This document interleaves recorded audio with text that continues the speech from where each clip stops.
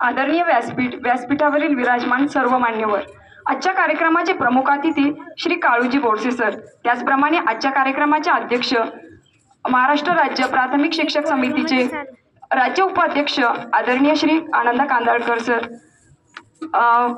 सिन्नरचे गट शिक्षण अधिकारी श्री राजेंद्रजी डामसे साहेब, त्याचप्रमाणे माजी विस्तार अधिकारी आदरणीय तुंगार साहेब सांगळे सर, तसेच महाराष्ट्र राज्य प्राथमिक शिक्षक संघाचे सिन्नर तालुका अध्यक्ष आदरणीय भोर सर, त्याचप्रमाणे सर्व मान्यवरांना मी सर्वप्रथम नमस्कार करते।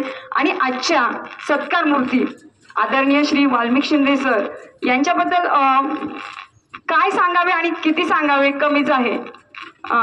सर, तुमच्यासाठी मी म्हणते की हा क्षण निरोपाचा नाही, हा निरोपाचा क्षण नाही, शुभेच्छांचा क्षण आहे। हा निरोपाचा क्षण नाही, शुभेच्छांचा क्षण आहे। पाऊल बाहेर पडताना सर मला माहिती आहे की शाळेत तुमचं रेंगाळणारं मन आहे। खरोखरच 2014 साली आम्ही इथे विज्ञान पदवीधर म्हणून आणि बरेच उलटापालट होऊन बरेच शिक्षक आलेले होतो। त्यावेळेस ठाकरे सर हे मुख्याध्यापक होते। ठाकरे सर हे खूप प्रेरणादायी होते, खूप प्रेरणादायी व्यक्तिमत्व होतं।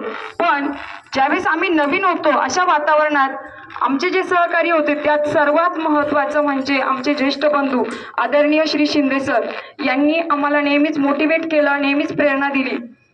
त्यांचे खूप सारे गुण घेण्यासारखे होते, खूप आठवणी आहेत। सर नेहमी शाळेत वेळेच्या आधीच हजर असायचे।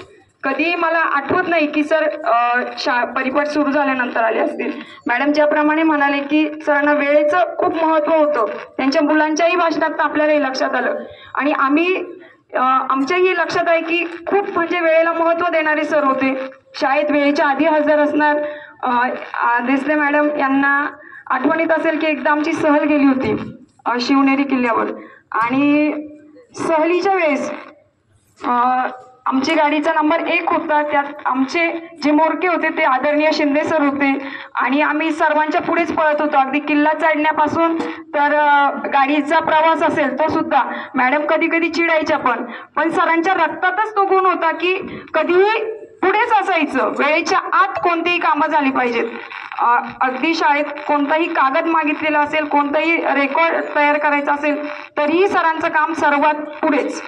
त्यानंतर तासावर आम्ही तास पद्धत बसवलेल्या होत्या 2014 पासून, तर त्यावेळेस आम्ही वर्गाच्या बाहेर पडलो नाही तर सर दारातच उभे थांबायचे।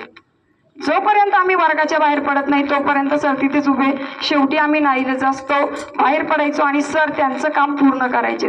सरांचं म्हणणं होतं ज्याप्रमाणे हायस्कूलमध्ये तास पद्धत असते, दिलेला 35 मिनिट आपण पाळलाच पाहिजे आणि आम्हाला एक खूप चांगल्या सवयी सरांमुळे लागल्या, वेळेचं महत्त्व। आणि सर्वात महत्त्वाचं म्हणजे फक्त तन मन नाही तर धनाने सुद्धा ते विद्यार्थ्यांमध्ये रमलेले असायचे, विद्यार्थ्यांसाठीच ते काम करायचे। एकदा सहल जाणार होती, सरांच्या वर्गात एक अपंग विद्यार्थिनी होती, तिची आर्थिक परिस्थिती नव्हती पण तिला सहलीला यायचं होतं। कालांतराने तिचा मृत्यू देखील झाला, पण सरांनी त्यावेळेस तिचे पैसे भरले आणि मी म्हटलं सर तिचे पैसे, तर सर म्हटले काही काळजी करू नका मॅडम, मी मॅनेज करेल, मी भरेल तिचे पैसे। म्हणजे मुलांसाठी आपण किती करू शकतो, किती तळमळ असती पाहिजे हे मला शिंदे सरांकडनं कळलं आणि त्यांचे आदर्श नेहमीच आमच्या मनात, त्यांच्या स्मृती नेहमीच आमच्या मनात अशाच सदैव राहतील।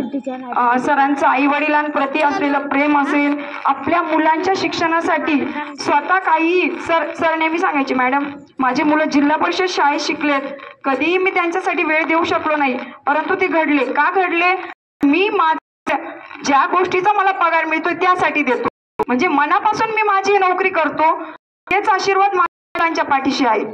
असे हे आदरणीय शिंदे सर, नेहमीच तुम्ही आमच्यासाठी प्रेरणास्थानी राहणार आहात। सर आज तुम्हाला वाटत असेल की हा दिवस तुमचा कामाचा शेवटचा आहे, थांबा, कारण ही तर तुमच्या अनोख्या जीवनाची खरी सुरुवात आहे।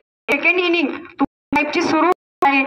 तुमचा वेळ ज्याप्रमाणे विद्यार्थ्यांसाठी शाळांसाठी दिला तोच वेळ आता तुम्ही समाज कल्याणासाठी द्या, देश कार्यासाठी द्या आणि सर्वात महत्त्वाचं म्हणजे तुमच्या अर्धांगिनीसाठी, तुमच्या मुलांसाठी द्या आणि देश विदेशाच्या वारी करा। त्याचप्रमाणे तुम्ही वारकरी संप्रदायाचे आहात, पंढरपूरची पायी यात्रा करा। तुम्हाला भावी आयुष्यासाठी सुख समृद्धी तुमचं जीवन करण्यासाठी तुम्हाला खूप खूप शुभेच्छा देते आणि शेवटी जाता जाता म्हणते, सूर्यासारखे तळपत जावे क्षितिजावरून जाताना, सूर्यासारखे तळपत क्षितिजावरून जाताना, दगडालाही यावा निरोप घेताना. निरोप शेवटी.